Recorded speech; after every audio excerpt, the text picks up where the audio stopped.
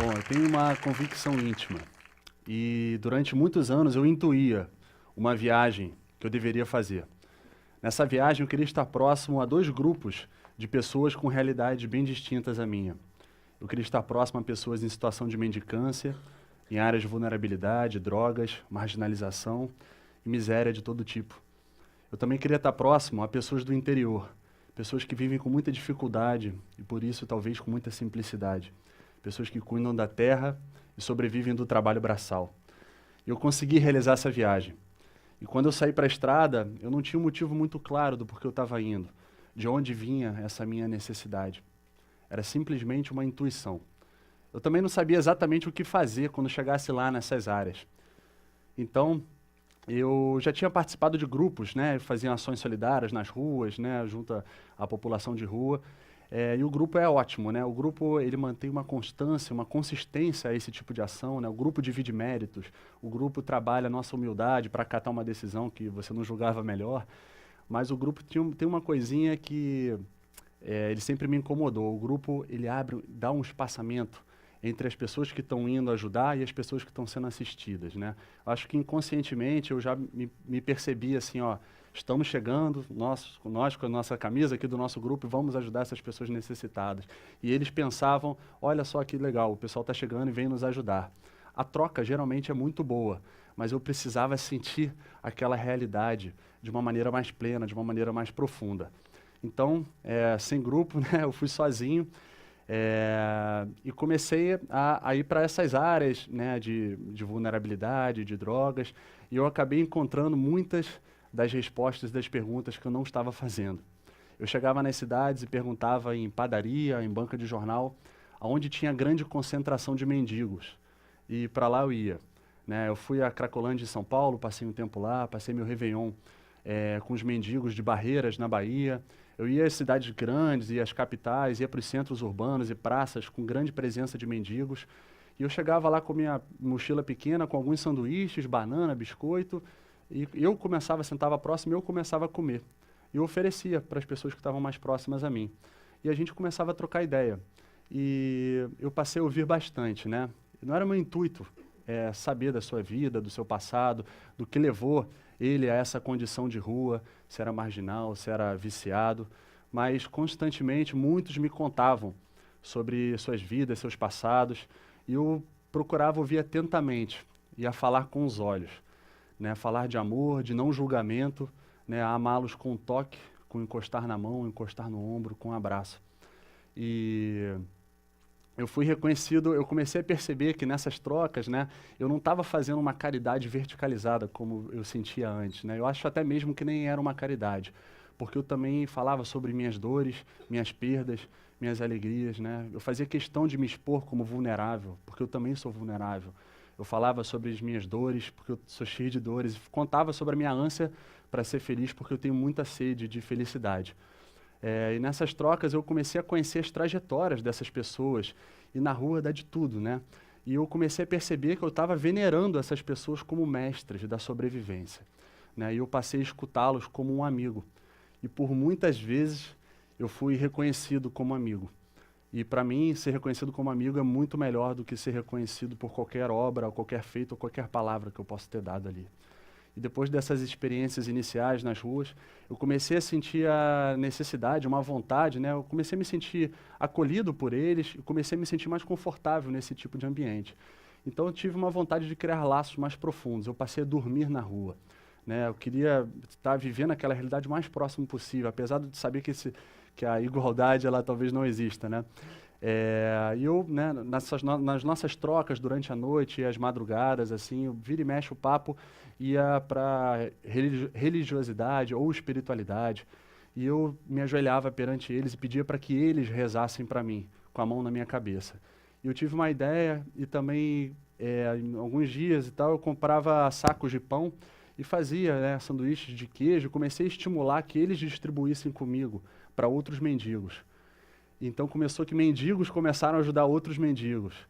E é incrível como estar a serviço, se colocar a serviço do próximo, pode regenerar o nosso espírito, né? Pode dar uma resposta ao sentimento de inutilidade que essas pessoas nessas condições de rua eles têm, pode dar uma resposta para mim, talvez para a gente, ao nosso sentimento de impotência perante aos sofrimentos do mundo. Né? Quando eu estou a serviço, eu tento, estimula muito as minhas reflexões sobre as minhas condutas na minha família, no trabalho, né, no trânsito, no supermercado. E eu acho que estar a serviço, sendo solidário, acho que nos inflama a ser cada vez uma pessoa melhor, um melhor filho, um melhor marido, um melhor amigo, um melhor colega de trabalho, um melhor desempregado, um melhor injustiçado, um melhor vizinho, um melhor agredido. Né? E eu comecei a dividir um pouco dessas experiências, tantas histórias que eu tenho vivido assim, né, nos últimos tempos.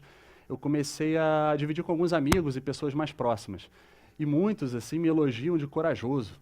E eu comecei, aquilo nunca me caiu muito bem assim, e eu comecei a perceber que a coragem, em muitos casos, no meu, ela foi um processo bastante longo. Eu lembro quando eu tinha por volta de uns 10, 12 anos, eu voltava para casa de um futebol que eu jogava e estava chovendo bastante. E perto da minha casa tinha um menino de rua, assim, né? E mais ou menos da minha faixa etária, talvez um pouquinho mais velho, já adolescente. E ele estava se cobrindo da chuva e do frio, colocando a camisa sobre o joelho, sentado no meio-fio. E eu estava perto de casa, não fiz nenhuma boa ação, mas eu me sensibilizei com aquela cena e tirei a minha camisa e fui entregar para ele, sem dizer nada. Ele ficou espantado com aquela atitude, né? E ele esticou a mão para pegar. Mas antes dele agarrar a camisa, ele virou para mim e perguntou assim: "E você, vai ficar sem?" E então aquilo me tocou profundamente, porque aquele garoto, naquela circunstância de frio, de chuva, de rua, desamparado de amigos e familiares por perto, ele se preocupou comigo, antes dele aceitar uma doação que provavelmente surtiria um bom efeito ali naquela condição. E por isso eu percebo que hoje a coragem é um processo talvez a longo prazo, né? Eu demorei décadas para finalmente começar essas incursões que eu tenho feito na minha trajetória mais recente, né? E eu percebo, na verdade, eu aceito quando as pessoas me chamam de corajoso e tudo mais, mas eu não me sinto como tal, porque eu sei que, na verdade, eu estou simplesmente seguindo uma intuição, eu estou seguindo o meu coração. E quando a gente segue o nosso coração, a gente não exerce uma prática da coragem, a gente exerce um ato da necessidade. A gente simplesmente precisa fazer o que precisa ser feito para a nossa própria vida e faz. E aceitando esses elogios, né, de corajoso, as pessoas constantemente perguntando se eu não tenho medo de ir para essas áreas e tudo mais. E eu compreendo isso tudo porque eu passei por situações delicadas e situações de perigo. Mas o medo de ir, de estar lá nesses ambientes, ele nunca foi maior do que a minha vontade de estar lá, do que a minha vontade de amar. E tem uma música do Bob Dylan, uma frase de uma música dele que eu trago bastante para a minha vida. Ele fala: "When you got nothing to lose." Né? Quando você não tem nada, você não tem nada a perder. Então eu tentei me despir totalmente de quem eu era e do que eu tinha. Né? Eu saí de casa, doei todos os meus móveis e comecei essa trajetória. Né? Então, quando eu estou nesses ambientes, se me levarem o meu dinheiro, a minha roupa, o meu celular, os meus documentos, assim, para mim pouco importa. Nada disso tem valor para mim. É claro que eu zelo muito pela minha integridade física, né? Eu amo viver. Eu não sou um kamikaze, eu tomo os meus cuidados, né? E tento perceber o perigo antes do perigo se aproximar de mim. Claro que isso não é uma ciência exata, mas eu também não posso, eu comecei a sentir, a perceber nessa caminhada que nem a minha própria vida me pertence. Então eu não posso ter medo de colocá-la em risco, se eu estiver colocando em risco num ato de amor. Se eu tiver que perdê-la, que eu perca amando.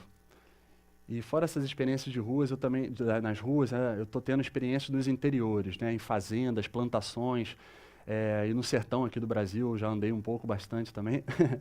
e lá, nesses ambientes, eu recebi lições de vida, de solidariedade, assim, incríveis. Eu vou contar 3 histórias rapidinhas de tantas que eu tenho vivido. Mas uma delas, eu estava lá, em uma das fazendas, a gente estava fazendo um cimento, né, batendo um cimento, eu estava com a pá, e um companheiro lá do sertão estava na enxada. Aí ele tinha outras pessoas por perto, ele se aproximou de mim e disse baixinho que ele queria me ensinar uma oração secreta, que era uma oração de proteção. E ele falou assim: "Não, quero te ensinar essa oração porque você vem de uma cidade muito perigosa, lá o Rio de Janeiro, e eu queria te proteger mesmo de longe através dessa oração." Eu achei aquilo tão bonito, assim, essa entrega, né, misturando um pouco da espiritualidade dele, trazendo um pouco lá para mim.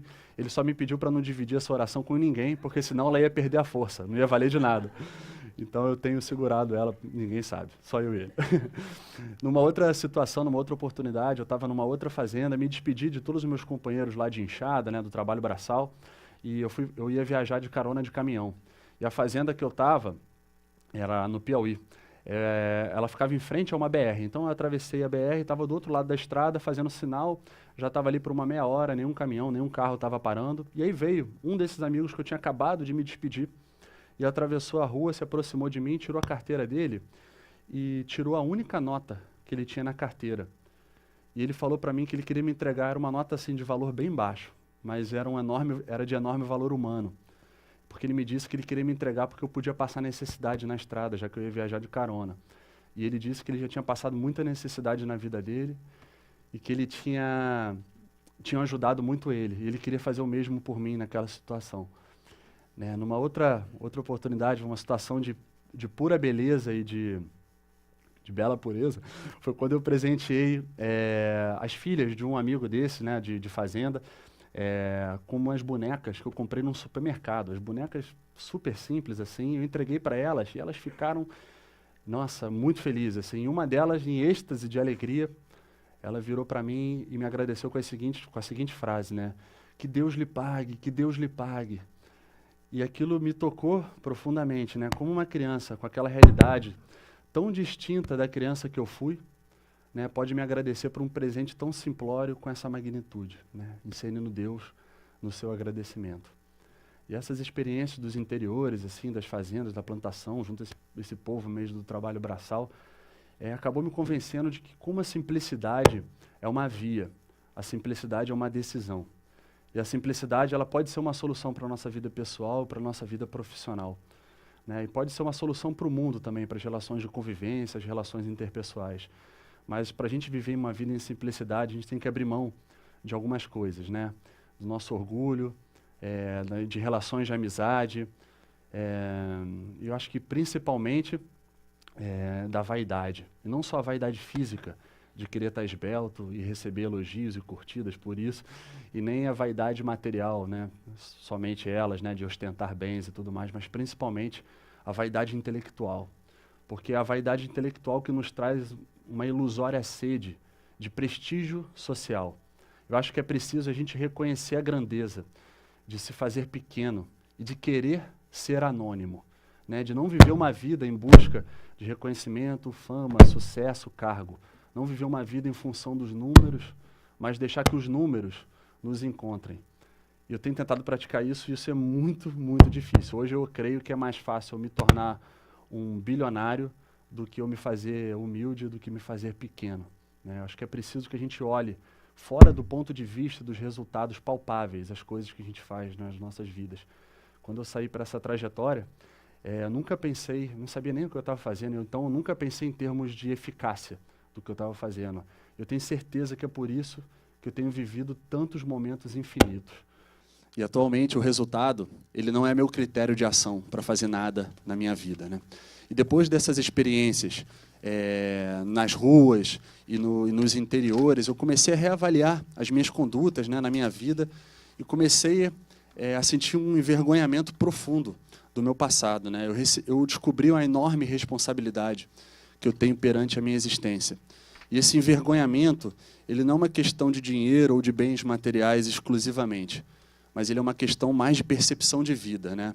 Como que eu, que por décadas, desde a minha infância, sempre me sensibilizei com essas condições de vidas abandonadas, pude, por tanto tempo, só me preocupar com as minhas conquistas, com os meus prazeres, com os meus relacionamentos, exercitando o meu egocentrismo, né, que culmina no meu orgulho, na minha agressividade, quando eu sou contrariado, no meu machismo e nas minhas vaidades. Eu ainda sinto essa vergonha, muita, mas ela não me paralisa, ela não me traz culpa nem depressão. Ao contrário, ela me traz força, ela me traz gana para viver uma vida cada vez mais a serviço de quem mais precisa. Eu quero viver uma vida que me tire do centro do meu universo e que me coloque por último. E eu comecei falando aqui para vocês que eu queria realizar essa viagem. Eu fiz essa viagem, eu quero terminar dizendo que eu ainda estou nessa viagem. E falar aqui para vocês me faz muito bem, porque é uma possibilidade de uma reflexão um pouco mais coletiva para essas experiências tão íntimas que eu tenho vivido. E principalmente porque é uma forma de eu repetir tudo isso aqui para mim em alto e bom som, né? Muitas vezes essas coisas ficam guardadas tanto tempo só dentro de mim. E eu repito agora, né, para eu mesmo ouvir isso tudo. E todas essas histórias, essas percepções de vida, essa breve trajetória recente da minha vida, a mensagem não tem nada de novo, né? Há alguns milênios, essa ideia de amor, né, foi propagada pelo mundo e foi praticada ao longo dos séculos por milhões de pessoas.